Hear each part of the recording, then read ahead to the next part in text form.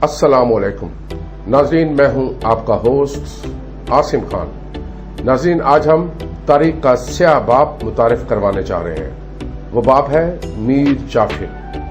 नाज़रीन, जो कौमें तारीख पर नजर रखती हैं वो अपनी मौजूदा सूरत हाल में गलती जैसे मामला से बच जाती हैं। नाज़रीन, तारीख आपको सिखाती है, समझाती है कि हमारे आबा व अजदाद ने कौन सी गलतियां की और कौन से अच्छे काम किए, जिस पर हम इन पर फख्र भी करें और इनको अपना हीरो भी तस्लीम करें, ताकि हम उनके कदम पे चलकर एक अच्छे माशरे की बुनियाद रखें। नाज़रीन, हमारी तारीख यानी मुसलमानों की तारीख में हीरोज की कोई कमी नहीं, मगर साथ साथ उनके गद्दार भी पैदा होते रहे, जिन गद्दारों की बदौलत हमारे हीरोज को नुकसान होता रहा। एक लंबी फहरिस्त है हमारे हीरोज की, जिसको आज भी इज्जत की निगाह से देखा जाता है, और गद्दारों की भी एक लंबी फहरिस्त है, मगर गद्दारों में जिसने एक लंबे अरसे के लिए नाम कमाया, इनमें मीर जाफिर सर फहरिस्त है। जिस दौर में जिस वक्त जब कोई अपनी कौम के साथ गद्दारी करता तो फौरन मीर जाफिर का ख्याल आ जाता है। इनकी मिसाल आज 2022 तक भी दिया जाता है। जैसे तहरीक इंसाफ के कुछ रुकन कुछ पैसे और टिकट के बदौलत पार्टी बदली और अपनी पार्टी को नुकसान पहुंचाया और उन्होंने गद्दारी का मुरतकब हुए। इन सब लोगों को आज के मीर जाफिर का खिताब अवाम ने और तहरीक इंसाफ के चेयरमैन इमरान खान साहब ने इनको नवाजा। ऐसे ही मीर जाफिर हर दौर में हर मुसलमानों के इलाकों में पाए जाते हैं। नाज़रीन, अगर आप आज के दौर में मशहूर होने वाले तुर्की के ड्रामे अर्तुगरुल गाजी को देखें तो वहां भी आपको बहुत से मीर जाफिर नजर आएंगे, मगर हर दौर में अच्छे लफ्जों में याद सिर्फ हीरोज को ही किया जाता है। उस दौर में मीर जाफिर जैसे लोगों को अंजाम बुरा होता, इस दौर में भी बुरा ही नजर आता है, मगर लालच चंद लोगों को मीर जाफिर बनाती है।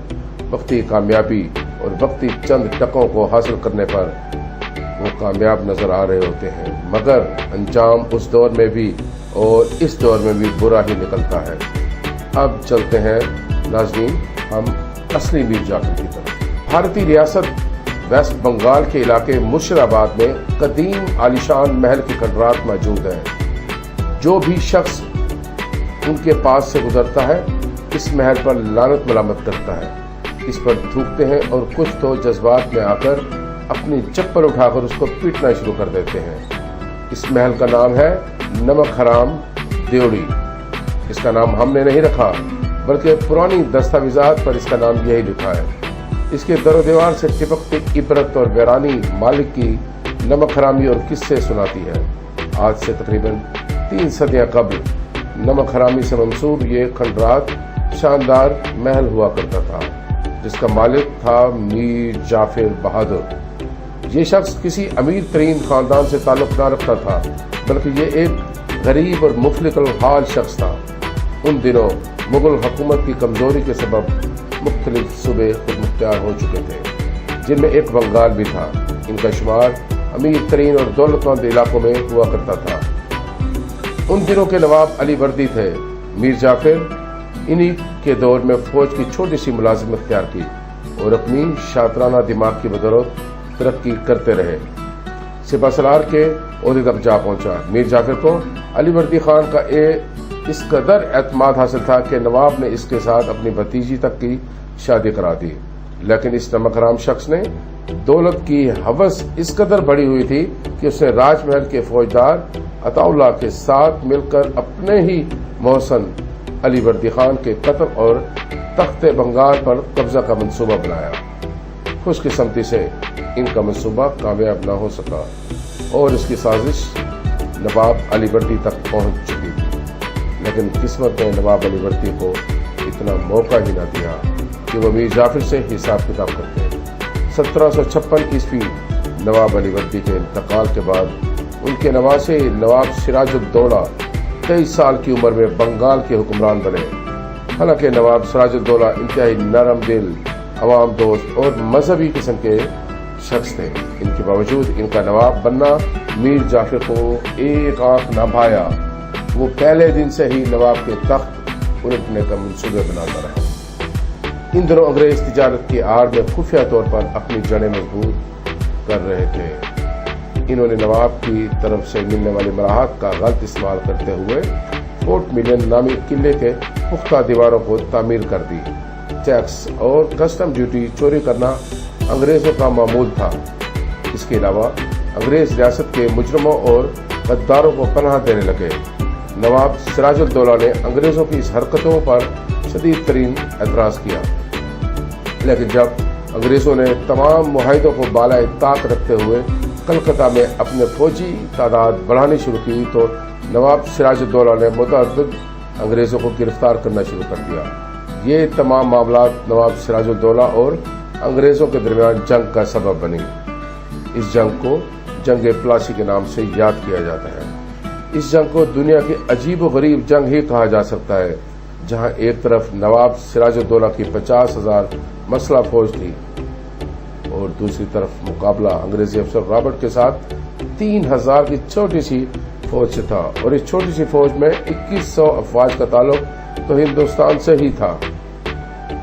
اس کے ساتھ ساتھ نواب سراج الدولہ کے پاس 53 توپیں موجود تھیں، جن کا انگریزوں کے پاس کوئی جواب نہ تھا۔ اس تمام تر ساز و سامان کے باوجود یہ جنگ نواب سراج الدولہ ہار گئے۔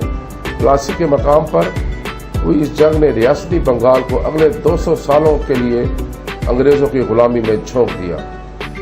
یہی نہیں بلکہ بنگال کی اس فتح نے ہندوستانوں پر فتح کے دروازے کھول دیے۔ لیکن یہ سب ہوا کیسے؟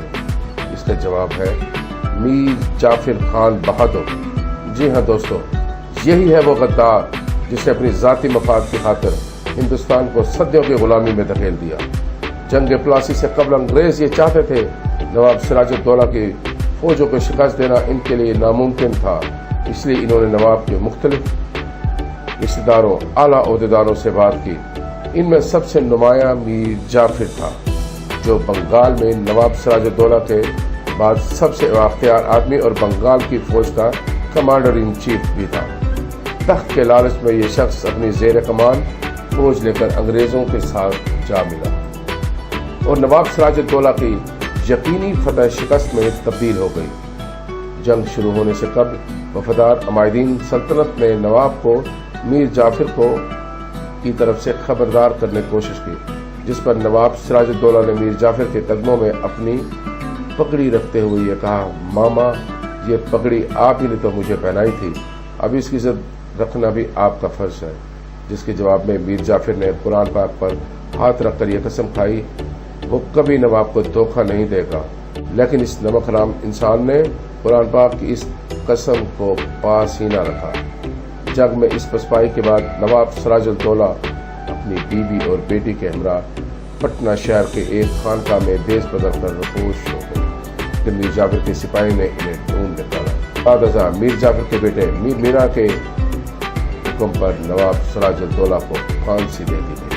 شہید کرنے کے بعد پوری طرح ان کی توہین کی گئی اور پھر اس غدار میر جعفر نے ان کی مسخ شدہ لاش کو ہاتھی پر رکھ کر تمام مرشدآباد میں گھمایا گیا اور اپنے نئے نواب ہونے کا اعلان کر دیا۔ لیکن ناظرین، میر جعفر کا خود مختار نواب بننے کا خواب کبھی پورا نہ ہو سکا، کیونکہ اس فتح کے بعد انگریزوں نے بنگال کے تمام خزانے اور ہیرے جواہرات لوٹ لیے، بلکہ میر جعفر کو ایک کٹ پتلی حکمران کی حیثیت نصیب ہوئی۔ اس سے تنگ آ کر میر جعفر نے انگریزوں سے چھٹکارا حاصل کرنے کی کوشش شروع کی۔ انگریزوں نے چٹسورا کے مقام پر بلندیزیوں کی شکست دی اور میر جعفر کو نوابی سے فارغ کر دیا، کیونکہ یہ جنگ میر جعفر کی پشت پناہی میں ہو رہی تھی۔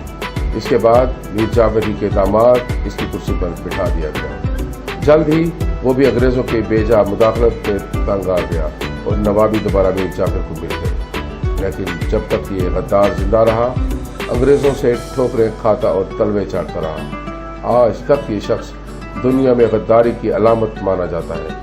اس کی نسلیں دنیا بھر جہاں بھی موجود ہیں اس شخص کے نام سے دور بھاگتی ہیں۔ میر جعفر کے نام کو کسی گالی کی سی حیثیت حاصل ہے، جبکہ اس قدیم رہائش گاہ کو اس کے آقا انگریزوں نے ہی نمک حرام دیوڑی دے رکھا ہے۔